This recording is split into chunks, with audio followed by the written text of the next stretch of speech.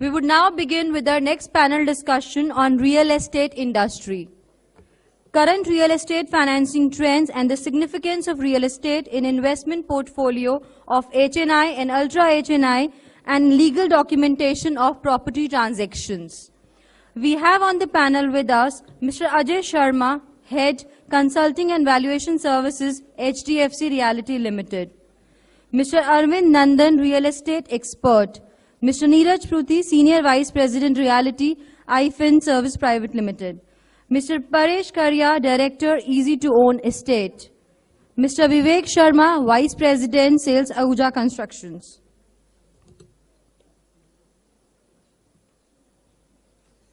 I would reiterate the format of the panel discussion would be each panelist speaker would speak on the panel topic for 5 minutes each, followed by the open forum amongst the panelists, followed by the question-answer session amongst the audience.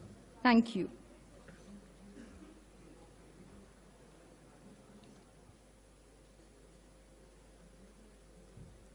Mr. Arvind Nandan would be the moderator in the real estate panel. Thank you very much for that. Is it audible?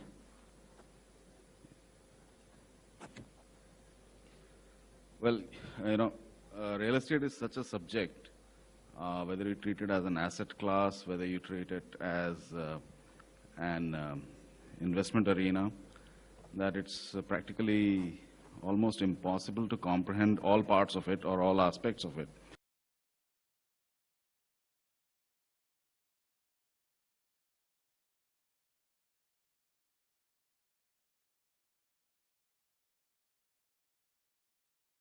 But still, there are patterns, between all the myriad patterns and the spectrum of different choices. There is definitely a pattern, and I believe through this discussion, we can somehow decipher some of those, if not all, going forward in the next half an hour, 45 minutes, or whatever it takes.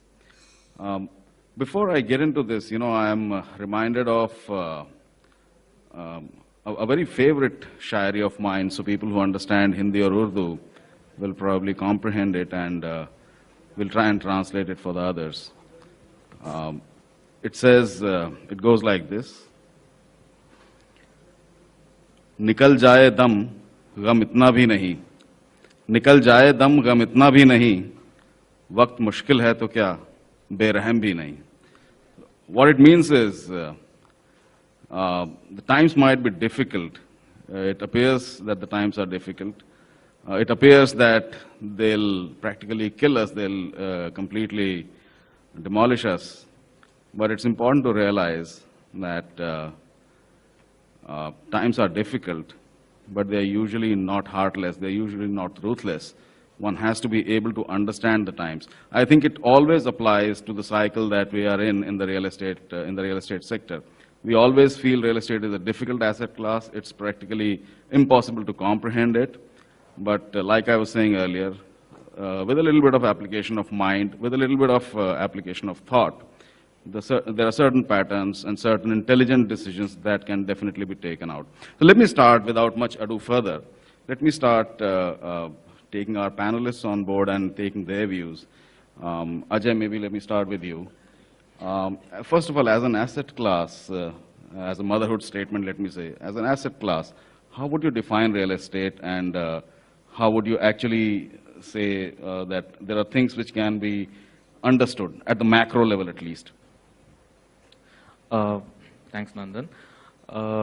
Just to go into the definition of real estate, there's a lot of confusion many times, what is an estate and what is a real estate, and so on and so forth. So anything practically that is immovable, and grounded is real estate. It's as simple as that. And there are various aspects to this, as we all know, and of course the forum which is gathered here, most of them know, there's a yield generating real estate, there's a high value real estate, and so on and so forth. Coming to why it's a difficult asset class, as you started talking, is because of the various regulatory frameworks that are there, and which differ from state to state, region to region. Also, the perspective of taxations on these asset classes, and more importantly is the markets themselves and the behavior of the buyers in these markets. I'm quite sure, all the wealth managers, when they're speaking to their clients, and when the clients want to invest into various regions, a lot of them will come and tell, we don't understand that market at all. For example, anyone investing into Bombay for sure knows that Delhi NCR is a googly for them, completely. So, the complexity arises because of the kind of differences that the market itself behaves in.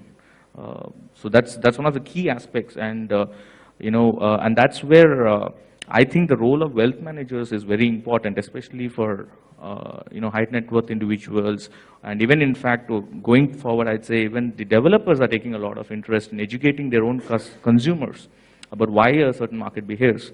For example, even in residential real estate, I'm quite sure my fellow panelists will agree, is that within the same market, you can have completely two different price points. And for a consumer, it's like, why is it so different? I'm staying in the same location, but why is it so different?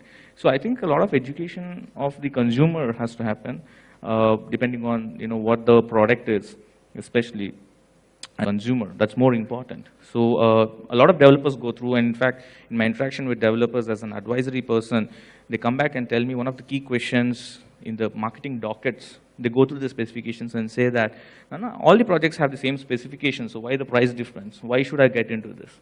So these kind of questions a lot of people ask. I'm quite sure a lot of your own clients keep asking, and we need to keep educating them about this. So it's a long-run process, and we need to just get there slowly.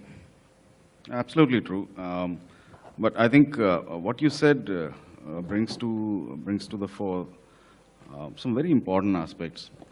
Like it's an asset class that's not easily understood. Things are even more complicated because sometimes what applies in one place doesn't apply in another place. What applies in two places at the same time doesn't apply in those two places at another time. So things change with time, things change with place. One of the critical aspects of real estate is that it is built on one fixed component, and that's land.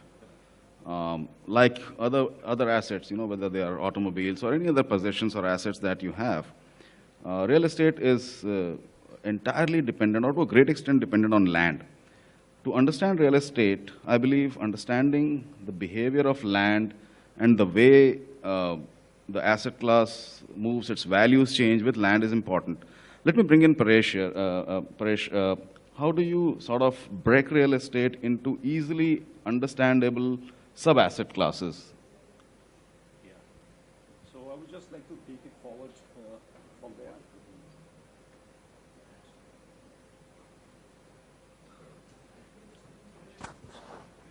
Yeah. So I would just like to take it forward from what Ajay and Arvind has said. There is a lot of confusion with regard to real estate, and confusion is with the customers themselves, with the people who are investing in real estate. So to understand it better, let's break it down into various components. First of all, we need to understand why a person is buying real estate. Is it buying it for his own use, or is it buying it from investment? When you are buying for your end use, the way to look at real estate is different. When you are looking at it from an investment point of view, the way to look at it is different. And this is where the confusion comes in. We have seen customers typically, even when they are buying a property for investment, they will evaluate it as if they are going to buy it, go and stay it over there. Now, that is not the case. So this is where we need to, wealth managers or advisors need to come in and help the customers in understanding, helping the customers to realize what exactly do they need. Then again, when we look at it from an investment point of view, we need to realize that why is one investing in real estate? Is it one investing for regular return, or is it one investing for capital appreciation? Now, if one is looking for a regular return, then a commercial property which gives lease rentals makes more sense. But we have come across customers who wants to buy residential property for rental income, which will give a return of just 2 or 3%. So typically a residential property one should invest if one is looking for capital appreciation. Another confusion which is there in a customer's mind is whether he should buy a property which is just launched, which is just getting, off the pad, or should one buy a property which is ready to move in. Now, typically, a ready-to-move-in property is suitable for someone who is looking at end use. A property which is just getting launched is the one which will give you a return because there is an execution risk involved in it. And if a customer is ready to take an execution risk, he will get a higher return. So we have come across investors who still come and ask us for ready-to-move-in property as an investment option. So this is where, we have, people like us have a role to play. We need to advise, we need to sit back with the customers, we need to educate them, ask them questions, and find out what help the customers in realizing what actually they need, and accordingly advise the customers. Very true. Actually, where you the term which is probably a little cliched by now, because everybody says location, location. You've tried to decode it for us, actually saying, look at the infrastructure potential, look at what's happening in future. Paresh, there is something related to that, and I believe it's absolutely critical, because I believe in the dictum that a good foresight doesn't come without a good hindsight, right? I mean, you can do all calculations on an Excel sheet or on paper, but if you haven't had the wisdom of looking back at what's happened in the past, if you don't have the knowledge of history, your calculations and Excel sheets can still go very horribly wrong. If I were to take you back a little, and particularly, from the point of view of decoding concepts in real estate, so that they can be applied with wisdom to the future value assessment or the future understanding of real estate valuation, what trends have you found of significance, particularly things which could impart a bit of learning for, let's say, a value assessor in real estate, or somebody who wants to understand the trends that as they may occur in the future? Are there certain specific takeaways that you have? Just to add one more rider, we are currently living in a world where things are becoming a little more puzzling. We've heard that Europe is going through a deflationary economy now. And we've heard that the European Commercial Bank is actually now making the interest rates negative, which is, a tricky and interesting phenomenon. Are there lessons in the past which tell us how to put the economic factors together, how to put the real estate cycles together, and draw some conclusions from there? All yours. Exactly. Now, it is very important. You cannot, if you want to know what the future, you need to go and delve into the past. And there are lots of examples of how, things have unfolded in the past, how they have benefited the real estate industry, and the same things are likely to happen into the future. The best example I can give is that of BKC. We all know what was BKC 20 years back. It was just a marshy land. And today, probably it is one of the most expensive commercial real estate in the country. So we have seen how BKC has developed, how MMRDA took the initiative to plan and shift the central business district from South Mumbai to central Mumbai. And now we have seen what are the rates prevailing in BKC. There are a lot of residential development also taking place in and around BKC, and the rates in that region is, more than what you have in South Mumbai today. So similarly, using the same analogy, you can see how Wadala is developing.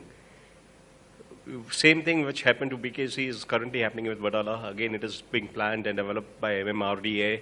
All the infrastructure and connectivity initiatives are converging at Wadala. If you see the Eastern Freeway, which is again developed by MMRDA, is passing through Wadala. The monorail is again going through Wadala. There is commercial, etc., going to come up. So you can see the same kind of development will take place, and you will see appreciation taking place in future. So you can apply all this, things and try to analyze what will happen in the future. Other thing I would like to say is when you are, trying to identify a location for investment, let's say when you are looking for real estate for investment, the methodology is very similar to when you are trying to identify a stock for investment in equity. You can have a top-down approach or a bottom-up approach. The factors are similar. You need to see what is the future. You need to see how things are going to unfold. You need to see how the connectivity, etc., is going to come into the place. And one of the factors, apart from location, which one should look at to identify emerging, investment opportunities, is the economic activity happening in the region and the employment opportunity. We have seen, like again, for example, in BKC, today, because there are so many office spaces in BKC, there are micro markets around BKC like, Kalina, Kurla, Ghatkopar, Chimbur, etc. are developing. Because once people move into these areas where there is employment opportunity, there is going to be demand for residences in and around those places. We have seen that happening with Hinjewadi in Pune. Hinjewadi is an IT park, and last 3-4 years, we have seen huge residential development taking place over there because there are hundreds and thousands of people working in the IT park, and there were no residential available. So these are some of the factors. Nowadays, economic activity, employment generation has become an important factor to identify emerging investment opportunities.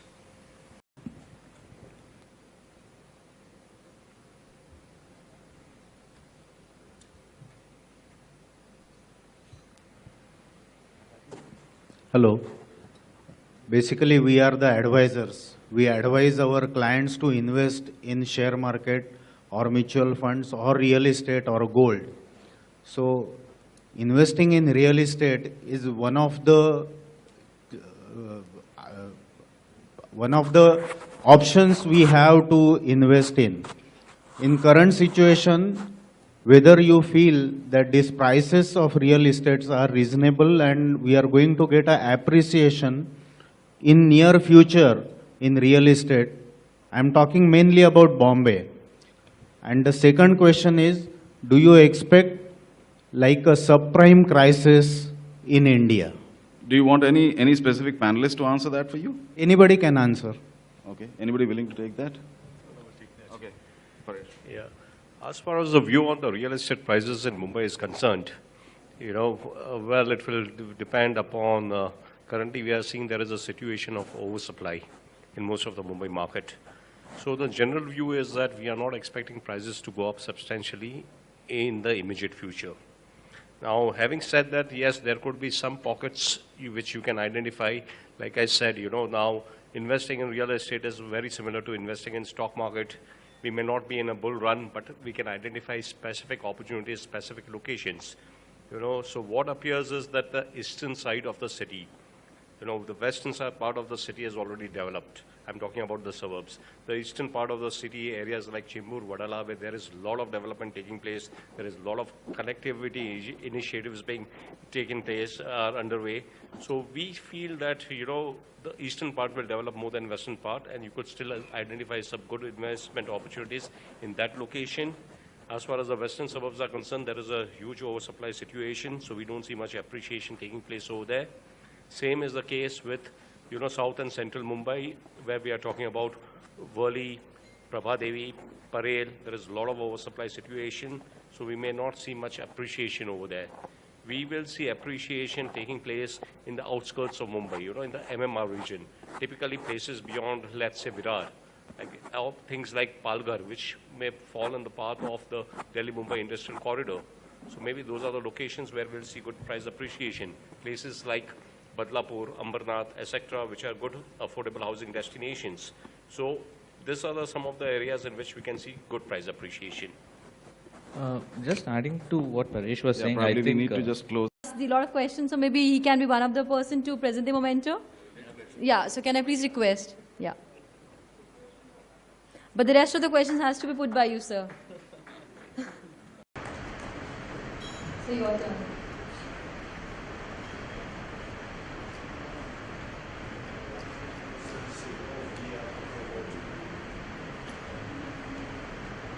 We are all wealth managers over here, and we all talk about the allocation to real estate. Allocate portfolio allocation. So I would like to ask you, what you think is the right location to real estate? What should be the right location to real estate in an investor's portfolio? Yes, please, Mike, please. I believe it should be around 2% because liquidity is an efficient risk because of liquidity. And maybe if you are planning something about, if you are planning and let's say it's a goal-oriented thing and at the time, let's say 15 years, somebody needs money. And after 15 years, let's say there is a problem in like 2008, there is a huge liquidity problem. And if it is invested in other asset class, it is better to have it. That's why I would look at around 15%. So, Yasir? Please come. As for, well, see, 15% may be excluding your primary property. You know, we are talking about excluding your primary from an investment of view, 50%, 20%. But typically in India, it has been 35% and upwards. So that needs to be corrected.